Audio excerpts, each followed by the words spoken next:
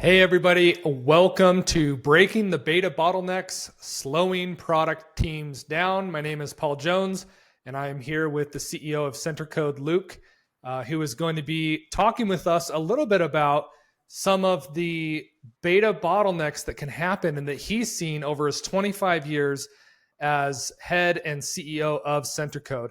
If you are a product manager, if you are managing beta teams, if you are running beta programs, this event is for you. We're going to unpack a lot of amazing insights and a lot of great advice that has come from that over 2 decades of experience. I'll be keeping my eyes on the comment section inside of this LinkedIn Live, and this is a live Q&A. So as Luke is going along, if you have questions, please post those in the comments, and we'll be sure to answer those, and I'll chime in. But without further ado, Luke, please kick us off. We're excited about this topic. Thank you, Paul. Happy to be here, guys. So going to jump right into it. Just a little bit of a background on me, guys. My name is Luke Freiler. I am the CEO/CPO, so effectively dual roles at Centercode. I did not actually start in the CEO role. I actually started on the technical side in CTO and eventually transitioned into the CEO position. I began my career in tech, specifically at Samsung, and then moved over to Ericsson. And through those opportunities, I got to experience hardware development, software development, products facing consumers, products facing businesses, and then, of course, all of those categories with my time at Centercode as well. The most important thing to me to understand about me is that I am genuinely wildly passionate about removing technology from the world and specifically through technology. Removing friction from the world and specifically through technology. And that is just important to me, and it's why I started this company. And ultimately, it's why we're here today. And I encourage anyone to reach out to me through the links on the bottom there. I'm easily accessible at luke@centercode.com, generally very responsive. And you can also reach out to me on LinkedIn as well. Now, in terms of who Centercode is, just a bit of a level set here. We exist in the user testing space, and we've been focusing on solving beta and other forms of user testing for over 2 decades now. Ultimately, we help companies engage with direct audiences to release the best products possible. That is our goal. We have 4 pillars that we consider to be the core focuses of our company. The first is a platform to help companies scale these programs. The next is a network of participants and testers to help engage these programs. We offer services when companies need that extra hand or those resources and experience. And then finally, what today is really a part of is education and research. We like to publish everything we learn for the greater good. So if you were to go to our website, you will find that we have released hundreds of materials and assets of virtually every kind to just help companies get through this process. We genuinely want everyone to win.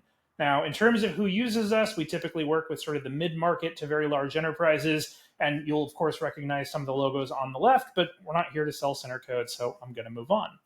Now, I do want to be clear that hopefully that everybody should recognize just how important user testing is right now and how this is only accelerating.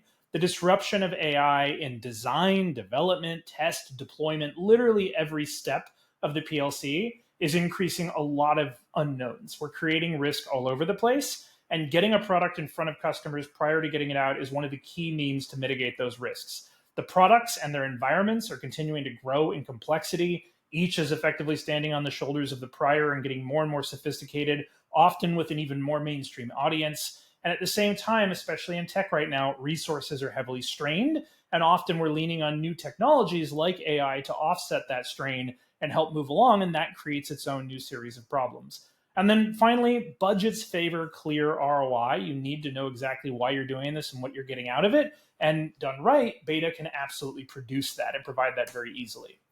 Now, in a recent brain trust session with our product leaders community, we asked the question, what is the biggest bottleneck in your beta program? What are you facing?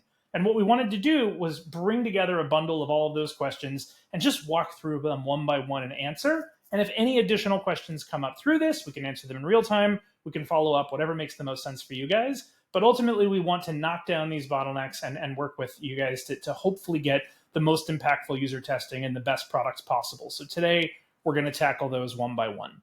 Now, to summarize sort of the big questions, this is what it came down to. Finding the right testers, sustaining ongoing engagement with them, not just getting this peak and then followed by a very extended valley of participation and engagement, converting whatever signals are identified to actionable roadmap, aligning the internal teams to take action on these and take them seriously, and then also handling the access to this data as well as all the increasingly complex compliance that's related to this. So these were the things that ultimately kind of summarized about 10 or so questions that we're going to walk through one by one. So the first is, how do you get customers to actually use a beta product and provide meaningful feedback? And this really is the most basic question. We've heard it many times. And I want to be very clear that it starts with something that's actually relatively simple. It's focusing on the idea that you develop a product to solve a problem, and you need to find the people who have that problem. And that alone will get rid of most of the barriers and inhibitors that are going to cause your engagement problems. If you have the right people who feel the pain that you resolve, then they're going to be more engaged than those that aren't. Now, in addition to that, you can't just expect that everyone is going to use it and be constantly engaged on their own. They're going to be competing with other priorities and other things going on in their lives. So you need to provide what are effectively missions or activities, things for them to do. Now, what you don't typically want to do is tell them exactly what to do for a binary result, but you want them to recognize what's available to them sort of generically so that they can use your product over a period of time, and you're ensuring both coverage as well as that continuous engagement. Now, another key aspect of this is making sure that you communicate consistently, be it automated through systems or manually. It's important to constantly make them understand that you're still there, that this is still important, that everything's still going on. And this is one of those things that, as simple as it sounds, many people miss. They get distracted, they sort of forget about it. Something as simple as a reminder on their calendar can address. But when all's said and done, if those testers don't see any reason to keep engaging other than maybe a new release once in a while, which itself may not be very clear, they're going to naturally fall off. Now, the next one, again, sort of when I went back to my mission, this is very important, is reducing friction. The reality is humans don't like friction. Anything that creates extra work is effectively a turnoff. So you want to make it as easy as possible to participate, to give you feedback, to get access to what they need to know, and so on. Next up is going into the kind of the human nature of collaboration. You want to allow people who are testing to communicate with other people in this sort of exclusive environment. That exclusivity itself is very valuable, but by feeding off of each other, that will create a flywheel effect that they will continue to participate, be engaged, and part of that little mini community. Another aspect of that, it allows you to show gratitude publicly. And gratitude for people's time is incredibly rewarding to them. And it can be one of the simplest and frankly most free ways to get increased engagement is simply thanking people consistently for what they do.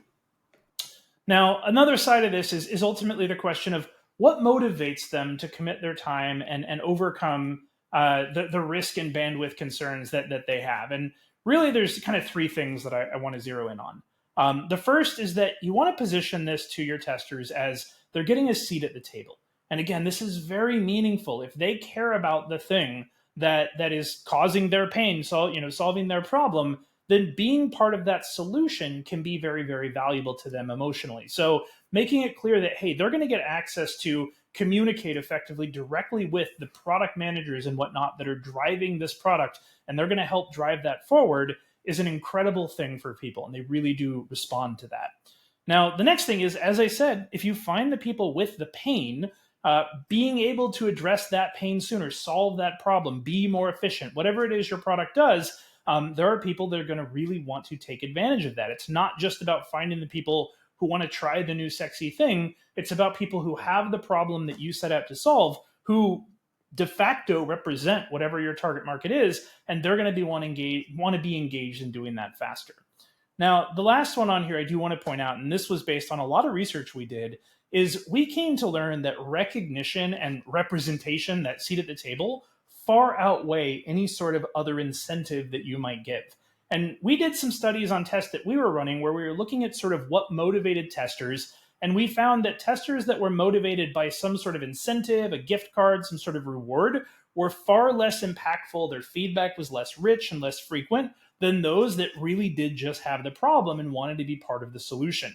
And so this actually reduces the cost of running it, the resources of running it, and it just works out, frankly, better for everybody. Everybody's there for the right reasons. Now, the next question is, what's the best way to select and recruit the right customers for beta testing? And we're kind of getting off this first theme with this one, but really it comes down to sourcing them from sales, from marketing, from support, from partners, I would start with the people who are already one or two steps away from you. Typically, you want to find customers or prospects who, again, have the problem that your product is ultimately going to solve. All of these groups within your company are going to have lists available, and you can actually increase the relationship between the company and those third parties, those customers or prospects or whatever, by including them in this sort of process. So communicating to those teams that this can actually be a value add is going to have them open up those books, those codexes to you. Now, the next thing I would always recommend is to build a panel over time. There's a lot of services out there that offer genericized panels that will be kind of anyone and everyone, and you can sort of pull for 30 minutes at a time. But the reality is they're probably not bought into your brand, your product, your customer. And while there's some advantages to that in certain situations, being able to get instant access to your own customer base at any given time is immensely valuable. It means you can get questions answered effectively in real time, which is very critical with how products work today. Now, the other thing you do with this is position it as a community. You want to make it very clear that everyone part of this is in this sort of exclusive thing, and that's going to lead to some of those earlier topics I touched on of kind of leveraging that community nature and that element philosophically to get these people to engage more. Now, the last one on this list is something that we've definitely seen grown in recent years, and it's one of the most valuable things I think companies can do, is build a dog fooding program and start with your own employees as testers. This doesn't replace a traditional beta test, it augments it. It's typically earlier in the process, but it offers enormous good. All sorts of value in terms of getting the company more engaged with the product, getting earlier training across the company. It becomes a cultural milestone to have a hand in the future of that product while providing those additional resources to help you test and validate that product before going to market. Next is how can teams be aligned to support betas instead of skipping directly to Gen A? Sorry, how can sales teams be aligned to support betas instead of skipping directly to general availability? And really selling the sales team shouldn't be that hard. There is a lot of value in it. First is just the proof stage. You know, anybody who's going to be selling this is going to have relationships with those that buy it. And right now, especially with all the changes going on in technology, fear, uncertainty, doubt, these are very, very powerful means that can motivate them to get behind. Yeah, we want people to get it early. We want to validate it, but it goes to market because it's going to be their reputation and their relationships on the line when it does go to market. Now, another aspect of this is they can learn early. Not only can they try and learn the product in a real context, but they can learn from those early customers in a much more ongoing and comprehensive basis than if they were to wait until after launch when it's frankly too late. It also offers them an opportunity to build relationships directly with that audience early. And again, sales is typically about relationships, especially B2B. So building those early relationships can have a lot of additional value, including things like building out early references, gathering testimonials for future sales, and other value that should hopefully light a fire in sales. That there's a lot of opportunity here if they can get engaged with a handful of customers prior to a general release. Now, next is how do compliance hurdles or regulated industries adapt to pre-GA testing? And this one's a bit of a misnomer because most people think that it's actually very challenging to do an early test when you have to worry about compliance. But in some respects, it's actually the opposite. Most regulations have carve-outs specifically for different types of user testing and what they might call field testing in many industries. And many compliance systems actually require it, meaning they need some form of in-the-wild proof to make sure that that product does what it says it's going to do. And this can be everything from mobile to automotive to telecom. They all have different processes for this that if you just dig in just a little bit, and GPT can obviously help you quite a bit nowadays, there are requirements for this that actually validate it. Now, that said, that doesn't mean it's necessarily going to be easy, and you do want to limit any sort of risk of things like leaks and whatnot. And really what it comes down to is limiting the surface area of the test, making sure that you don't have too many systems, for example, where data can go missing between them or get out.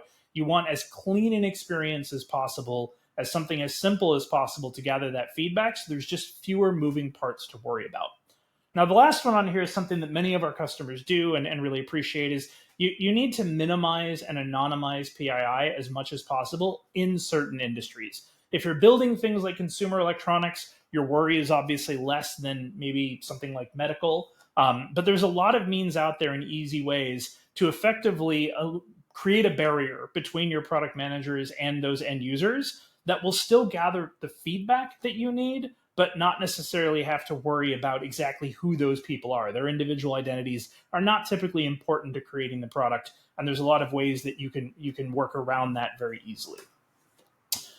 Next, how do you balance anecdotal feedback with roadmap priorities? And this is another big one. And there's a lot of different ways to go about this, because the reality is if you're only testing on a small subset, which in some cases, due to limitations and either side, the audience available to you or the customers themselves can be problematic, or the products themselves can be problematic, you might very well have literal anecdotal data. You don't have enough to make a data-defined decision. And we've always sort of thought of our world as more, how do we make the best decisions possible out of small data when big data is too late? In other words, by the time I have enough data to truly make decisions, my customers might be experiencing a lot of problems generating that data that can backfire on me, and it's effectively too late. So the first thing we would recommend is use anecdotes as threads to pull on. When you start to see a theme that feels anecdotal, you can dig in further. You can run surveys. You can bring in some additional users. But you want to use those anecdotes as just basic signals to get you started. The next thing you want to do is you always want to use frequency as a signal to quantify your data. So when I've got 30 testers, if one person experiences something, that is by definition anecdotal. But even in a panel of 30, if 20 experienced it, that becomes meaningful data very, very quickly. So it's incredibly important that when you're capturing feedback from users, that is being bound and bundled together so you understand the frequency of that feedback and everything isn't just disparate. And in that case, and it happens a lot, those anecdotes become quantifiable data very quickly. And we're not necessarily recommending, 30 is the right number. It's typically larger than that in most betas, but something as small as that can still be meaningful if those are the types of limitations that you're forced to adhere to. Now, the next thing you can always do, of course, is weigh your anecdotal data by potential impact. So again, just because it's anecdotal and it might be arguable that it's an edge case doesn't necessarily mean that it's not incredibly impactful. So if one person were to find a security hole, which happens all the time, then regardless of being anecdotal, that is something that a bad actor could target and create a huge problem and risk for you. So you want to weigh your anecdotal by its impact, its frequency. Collectively, you can use those to prioritize it pretty easily. And now you have something very meaningful that can truly drive a much more successful product. Now, the next one on here is a personal favorite, is typically when you do have a roadmap in place, regardless of other feedback you're getting, that roadmap is going to be targeting specific areas of your product. And what you'll typically find in most tests is a lot of otherwise anecdotal feedback that just nicely layers on to things you're already working on, and it becomes very, very easy and sometimes almost free wins. So even if it is only anecdotal, a real customer experienced it, and if it's a B2B opportunity, it could be a very significant customer, and that customer experiencing and getting it fixed because you were already effectively in the neighborhood can be very, very valuable. And you'll find a lot of opportunities to do things like that. It happens to us all the time. Now, the last one on here I consider to be critically important. And this is the idea that what you get out of beta or user testing is just one channel of what could be many, depending on what's available to you. But at the end of the day, you and your team, you're the filter. That's why you're here, is to look at all of these different things, put them together, and start to turn these independent anecdotal ideas into things that are truly quantifiable because you're seeing them from different angles. And again, those edge cases become real world issues real quickly. Next is, how can teams stay aligned when CX, UX, and dev groups are just naturally disconnected? And there's just a few simple things here that we definitely advocate for. The first is, those are all teams that you want to involve in the planning phase. You want to know what they want to get out of it and ultimately answer what's keeping them up at night. CX, UX, product management, dev, and more, depending on your organization. Sometimes it's sales, sometimes it's marketing. The neat thing about beta is it's a direct reflection of a product manager, meaning it reflects the entire product, the entire customer, the entire business. So virtually any team can get value out of it. And by bringing them in early and again, giving them a seat at the table, you can get a lot more buy-in and a lot more alignment from the beginning because you're all chasing the same sort of North Star. Something else we absolutely recommend doing is to host weekly cross-team beta, what we call huddles. Just like any other sort of team, cross-team meeting, it's critically important that you have a system and process in place to go over the elements that you've learned that week that may apply to any of these teams, and hopefully with the means to sort of tag and surface them to those individual teams so they can address what's important to them. And then finally, one that again may seem obvious in hindsight, but many companies don't do this as effectively as they could, is ensure the results land wherever these people or teams live. Again, humans do not enjoy friction. We don't like having to open up 6 applications to get anything done. So if engineering is living in Jira, if UX is living in Jira, then that feedback needs to get into Jira as quickly and as automatically as possible so that they can take action without leaving whatever environment that they are at that point in time comfortable with. Now, this one is a little bit broad, and the idea is, the question, should companies be rethinking beta? And the short answer is absolutely. What we find is that many companies are still on very outdated launch-focused betas, meaning that they think of customer beta testing as something you do before you launch a new product. You bring something brand new to market, which is where it started, right? 20, 30 years ago, beta was really aligned with waterfall development. You spend 18 to 24 months building a thing. You then run a 4 to 8 week beta test before you put it out. And then you start over and forget everything you learned and do it again 2 years later. And that's just not relevant anymore. That's not really what happens. That is the type of beta, of course, that happens when bringing something big to the market for the first time, a brand new product, a new category. Those types of tests still hold enormous value. But the vast majority of product releases now are not that. The vast majority of product releases are weekly, monthly, whatever it happens to be, whatever cadence you're on. And it's incredibly important that your process, your user testing, be rethought to align with that. You need to be thinking about, how do I have a continuous group that has people kind of automatically and naturally filtering in and out to be testing whatever is coming next. And in the case of most technology now, that is continuous, it's evergreen, and it's very important that the tests align with that. And this is something that, again, most companies are starting to wake up to. And what we've seen is that it really just sort of comes down to the foundation of that company, what era they grew up in. If they grew up in the era of Agile, then most likely they built a team and a process around this, and they have dedicated resources to this in most cases. On the other side, if they grew up before Agile, then there's a good chance that this is still the responsibility of individual product managers who are already sort of overloaded and need to do it as quickly as possible, but often do struggle.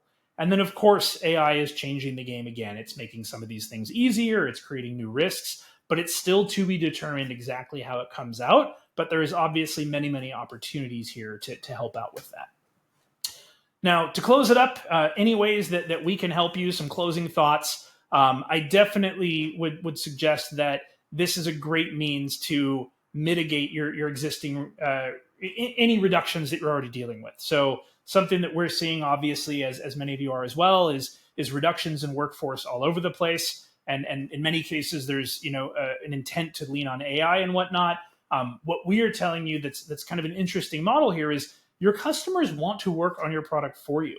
They want to be a resource to help improve that thing that they like or love. And that is an opportunity to get them engaged at effectively no cost to you, other than a little bit of upfront time, which can be, frankly, minimal. I also want to recommend that everybody here start a dog fooding program if you don't have one. And this is the other side. Your team can get closer to your product, and there are many, many different advantages to that. And this is something that we offer lots of free resources on our website to kind of walk you through how to do this and what makes sense and how to frankly sell it to your executive team and whatnot. But owning this type of program can produce a lot of value within a company and for you as a product professional.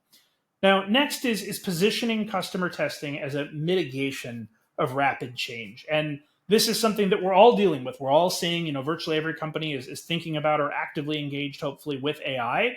But it does, for all its excitement, create a lot of risk. There's a lot of things that It's moving very quickly. It's all new technologies. And this is an insurance plan that before it goes out to the real audience that can cause lots of problems for us and our brand, making sure that a subset in a very specific predefined context is using it and validating it, proving that it works.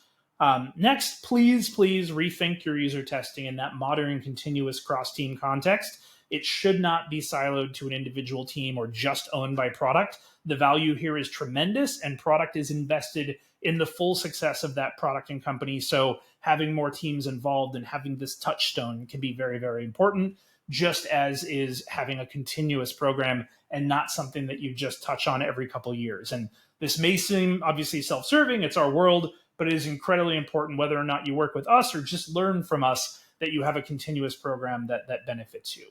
The last one on here that I'll throw out that I really think everybody needs to sort of take to their advantage is you really want to get your leadership team addicted to some sort of KPI that you own so that you have a seat at the big table. And this is an excellent opportunity to do that. It's relatively easy to build KPIs around this so you know exactly how ready for launch you are. And that can be a touchstone to make decisions that it's going to be very meaningful to your leadership team. Now, just to close it out here, the last few ideas or last few topics, I'm happy if anybody wants to learn how we can help you more directly to give you a tour. I, again, am a CPO of my company. I love product. I take a very active role in ours, and I love talking about it. I love talking about AI as well. If you're interested in kind of a more private conversation and kind of see what we talk about and what we do, happy to do it. Just feel free to reach out to me. Very easy to get a hold of. And then also, if you just want to try our stuff, we understand that budget is very hard to come by. It costs us very little if to deliver a pilot and let you kind of get the value there and get ahead. I have no problem working with product professionals to make that happen. We ultimately, again, want to remove as much friction from the world as possible. Obviously, we want to be successful while doing that, and I see this as a win-win. So be happy to help anybody here who sees some of these opportunities as things that could help with your company. Here to help. Luke, a couple questions for you. Yes, sir. So I've got two. The first question is, as CEO, and I know we've got a few minutes before the top of the hour here, but as CEO of Centercode and being in the QA space, beta space for a long time, where puzzle piece wise where's your head thinking as it relates to AI? How is AI impacting QA? Where's that hockey puck going, so to speak? So unfortunately, that is more than a 3-minute answer, but I'll try.